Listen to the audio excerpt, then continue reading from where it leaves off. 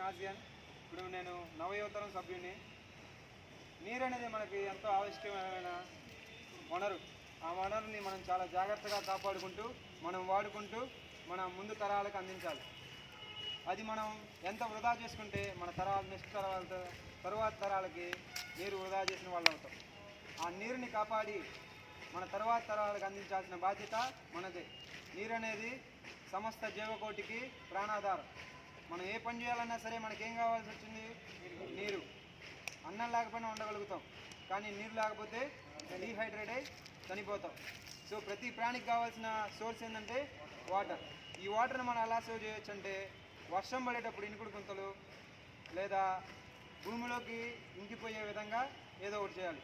లేదా డాబా మీద నీళ్లు పడ్డప్పుడు ఆ డాబా మీద నుంచి ఒక ట్యాప్ వేసి ఒక ట్యాంక్లోకి మలుచుకోవటం, లేదా చెరువుల ద్వారా నీళ్ళని కాపాడటం. ఈ విధంగా మనం చేయడం వల్ల మనకేం ఉపయోగం వచ్చిందంటే, మనకు కాదు మన నెక్స్ట్ తరాల వారికి, దాంతోపాటు మనకి భూగర్భ జలాలు అనేవి పెరుగుతాయి. ఈ భూగర్భ జలాలు పెరగడం వల్ల నీరు అనేది సమృద్ధిగా జరుగుతుంది.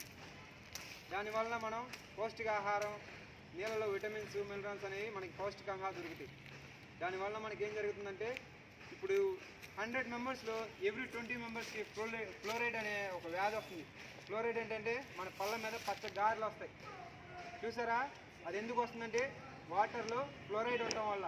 ఆ ఫ్లోరైడ్ నివారించడానికి మనం ఏం చేయాలి? ఇనుకుడు గుంతలు తవ్వి వర్షపు నీటిని కాపాడుకోవాలి.